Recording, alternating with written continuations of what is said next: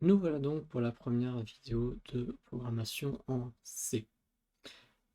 Donc le langage C, c'est un langage qui a été créé par Daniel De Ricci. Donc c'est quelqu'un qui a fait énormément pour l'informatique, hein. C'est le langage qui est la base actuellement de quasiment tous les langages de programmation existants. C'est-à-dire que Python, par exemple, qui est un langage qui est extrêmement populaire, c'est un langage qui est compilé en C. Et la plupart des autres langages aussi viennent du C, genre vraiment. Donc c'est si on devait vous faire un... Alors je sais pas si ça existe sur internet, mais je pense que oui. Si on devait vous faire un arbre des langages de programmation, vous verrez que le C est vraiment tout en bas. Voilà.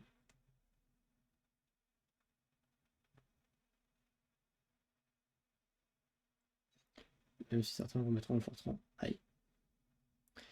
Mais il est quasiment tout en bas. Il y a un truc qui est un peu en dessous, qui s'appelle l'assembleur.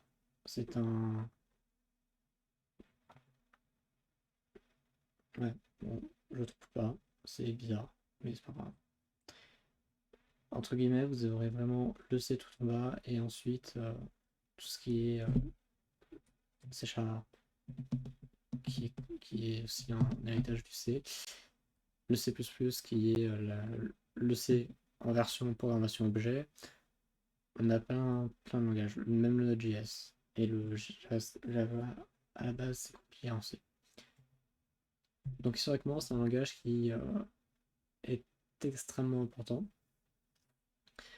Donc le C, ça marche comment dans les grandes lignes? C'est-à-dire qu'on va... Moi, je vais créer du coup mkdir. Pardon, voilà.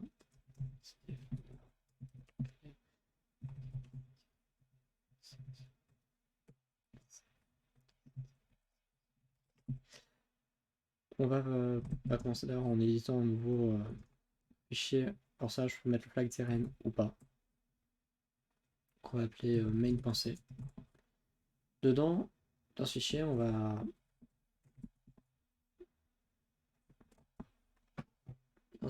faire quelque chose, c'est-à-dire que on va inclure une librairie. Donc pour ça, je vais faire hashtag include et on va inclure ce qu'on appelle la librairie stdio.h. Il y en a une multitude de librairies en C, mais celle-ci est, je dirais, celle de base. Ensuite, on va écrire un petit fichier qu'on appellera un main en fait, une petite fonction qui s'appellera un main. Donc quand on écrit une fonction, on verra un peu plus tard que la fonction prend un type et des paramètres. Pour le moment, estimez juste que cette fonction, qui est le main, c'est votre fonction de base. C'est celle-là, pour le moment, vous comprendrez de quoi avec les autres vidéos comment ça fonctionne dans les grandes lignes. Pour le moment, estimez juste que c'est écrit comme ça. Donc dedans, je peux écrire ce que je veux. Donc par exemple, hello world. Je vais mettre un petit backslash n, vous verrez après ce que c'est. Donc printf, c'est une commande qui va afficher ce que vous enfin ce que vous avez mis en paramètre du coup. Et à la fin du main, on va toujours mettre ce qu'on appelle un return -1 ou un return 0. -1, ça peut être plus être contenu pour ce qu'on appellera des cas d'erreur. 0, ça voudrait dire tout s'est bien passé. Voilà. Après, à l'exécution, vous ne verrez pas ce que c'est pour le moment. Voilà. Donc là, on a notre premier pour commencer. Vous serez... Bah, du coup, je vais faire pareil après. Yes.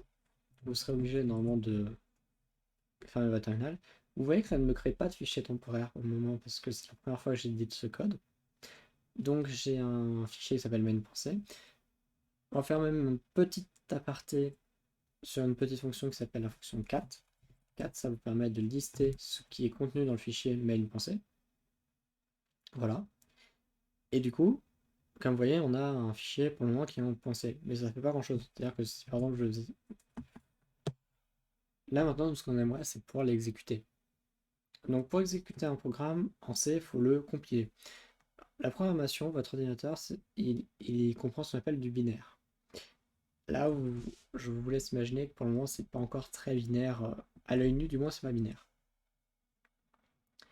Du coup, vous verrez d'ailleurs même que ça sera... Enfin, il y a moyen de peut-être vous le montrer en binaire, mais compliqué.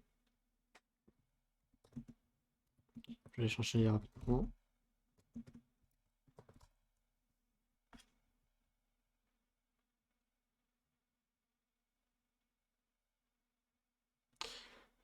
Ouais, on testera tout à l'heure. Ça se trouve, ça marchera pas. J'y crois pas bien. Mais du coup, pour créer ce fichier binaire d'exécution, on va devoir utiliser la commande gcc, qui est le compilateur GNU du langage C. Donc pour ça, on va faire gcc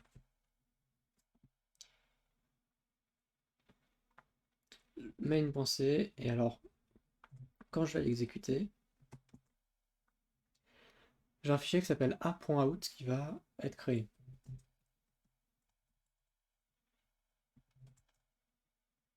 Ok, donc en effet, cette commande, elle est pas ouf.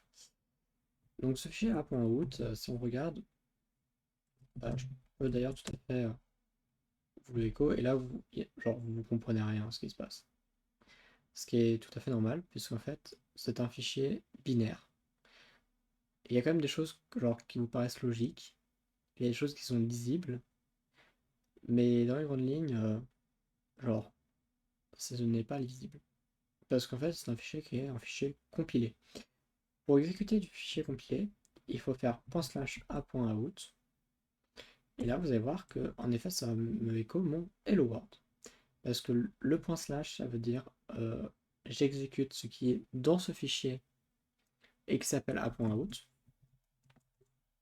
Et vous verrez d'ailleurs que si vous faites juste a.out, ça ne fera rien. Donc vraiment, point slash a.out, et ça exécute votre code.